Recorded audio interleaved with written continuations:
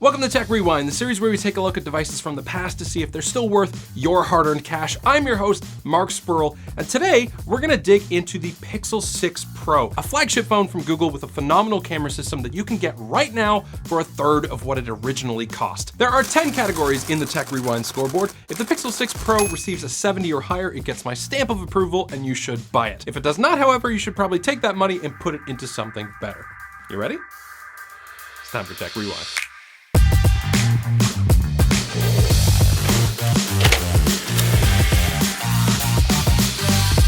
This episode of Tech Rewind is sponsored by Best Buy. When it comes to cameras on my channel, I exclusively shoot Sony. I'm shooting on the Sony Alpha 7 Mark IV right now, and in my hands is the Sony Alpha 7 Mark III. These are two top-selling full-frame hybrid mirrorless cameras, and they're both on sale right now. I've used the Sony Alpha 7 Mark III for years, and it's really what got my channel off the ground with its incredibly sharp 4K video capabilities. Besides that, it's got in-body 5-axis sensor-based image stabilization, it can shoot photos at up to 10 frames per second, and it has insanely good autofocus. Then there's the Sony Alpha 7 Mark IV, and this is the upgraded version that I absolutely fell in love with. It's got numerous quality of life improvements like the record button right up here on the top and the screen's ability to flip out. It can shoot 10-bit 4K video that's been oversampled from a 7K sensor, and it has all of that while maintaining a best-in-class autofocus system and has fantastic low light capabilities. Right now, you can save $500 on the Sony Alpha 7 Mark III body or kit and $200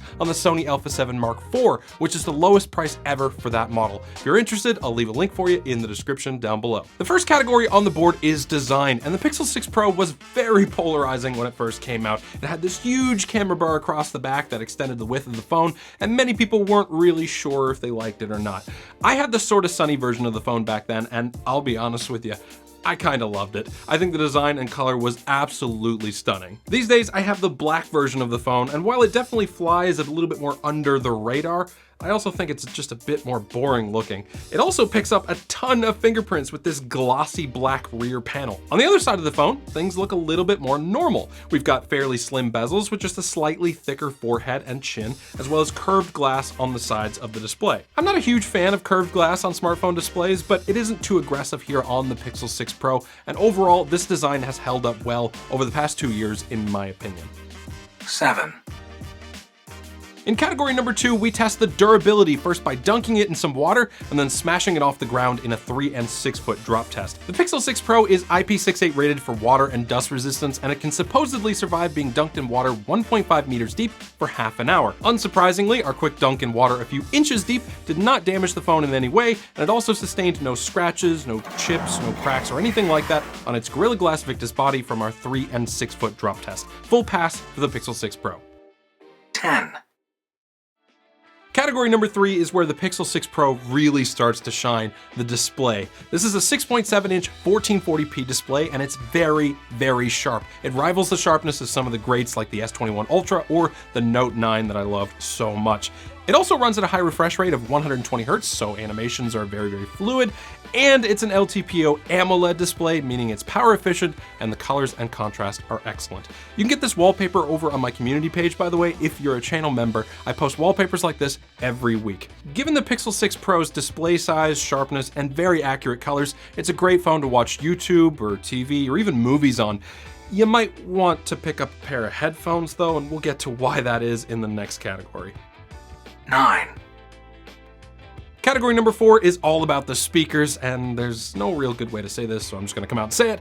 The Pixel 6 Pro has got some pretty mediocre speakers. Sure, there are 2 of them. There's one in the earpiece and one in the bottom, but they're very tinny sounding, they distort at higher volumes, and worst of all, there's an imbalance between the top and bottom firing speakers. The bottom speaker is actually louder than the top one, so anytime you're watching horizontal video, the sound doesn't really feel like it's coming from the center of the phone where it should be. The speakers aren't as bad as some of the older Pixel devices, but Google definitely didn't quite have the speaker situation solved before rolling out the Pixel 6 Pro. 5. Next up is performance, and this is where things start to get a little tricky. The Pixel 6 Pro was the first phone from Google using their own in-house designed silicon, the Google Tensor chip. It's a 5nm chip that was paired with 12 GB of RAM, and I was excited to see Google move away from using Qualcomm processors. However, the performance of the new Tensor chip wasn't quite up to par with processors from other flagship phones. The performance wasn't bad at launch, but it wasn't achieving the speeds of the Snapdragon 888 or the Exynos 2100 in phones like the S21 Ultra. Today, the performance is just okay. It's not bad, but it's not great either. I've had a few freezes here and there, and sometimes apps will be a little bit slow to open if there's something running in the background. That said, the 120Hz refresh rate of the phone does make it feel a little bit faster with those fluid animations. The worst offender of performance on this phone, though, is right here. Or more accurately, it's right underneath the glass in this area. It's the fingerprint reader. Sometimes it's just fine. It's not the fastest fingerprint reader, but it's totally usable. Other times, it's abysmally slow and it just outright refuses to let me into the phone even after re-registering my thumb. 6, Next up is software updates. The 6 Pro came out in 2021, but Google is only promising 3 major software updates, meaning it's going to receive its last major software upgrade with Android 15 next year. That's definitely going to dock at some points in this category, but at least Google will be providing security updates until 2026, so it won't be dropped from support for a while longer. 5, Everybody's favorite category is next, it's camera time. This is another area where the Pixel 6 Pro truly shines. On the back of this phone, we have a 50 megapixel wide, 48 megapixel 4x telephoto, and a 12 megapixel ultra wide. For the vast majority of photos you'll be taking, these 3 cameras are excellent. Sure, the ultra wide is a little less ultra wide than other cameras on other phones at only 0.7x, but colors are consistent across all 3 cameras, contrast is great, and the photos from the main camera and telephoto cameras are nice and sharp. I have very little to complain about with regards to these 3 cameras. Maybe the photos are a little over-processed from time to time, but I doubt many people would be annoyed about that. The front-facing camera is an 11.1 megapixel ultra-wide, and it's definitely one of the widest front-facing cameras I've seen. It's not the highest resolution sensor, but I still do like the photos coming from this camera most of the time. The video is a little less impressive in my opinion. It can shoot up to 4K 60 FPS, but the bitrate is a little low, and I don't like the colors as much as other phones from the same time period like my iPhone 13 Pro. 8, The battery category is up next, and the Pixel 6 Pro actually performs really well here too. It's got a massive 5,000 milliamp hour battery under the hood, and in my standardized battery test, it almost kept up with the S21 Ultra, which has the best battery life of any phone that I've tested on Tech Rewind so far. After 5 hours of screen on time, the 6 Pro had 48% of its battery remaining, which is fantastic. The only minor complaint I have about battery life is that I've noticed that it tends to drain a little bit quicker than some other phones when using LTE. So if you're out and about a lot and you're using data, you might find the battery life to be a little bit less impressive. 8, We're down to the wire now with our 9th category, charging. As you can see, this 6 Pro's USB-C port has been used many times. It does have wireless charging built in, but for the fastest speed, you're gonna wanna use Google's 30-watt power delivery charger. With that charger, you can expect to go from dead to full in about an hour and 39 minutes. That's not great, but not surprising given how large the battery is. 5, The last category is also the most important one, value.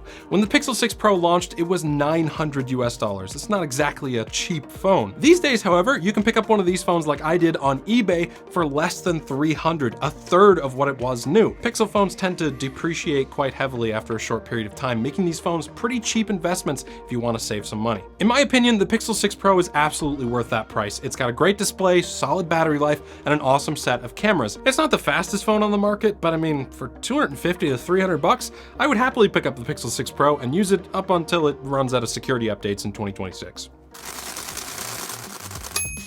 So, after earning a total of 71 points here on Tech Rewind, the Pixel 6 Pro gets my stamp of approval. If you like this video, check out the Tech Rewind on the S21 Ultra over here, and if you do have a phone in mind that you want to test it on this series next, let me know in a comment down below. Hope you liked the video, thanks for watching, and as always, have a great day.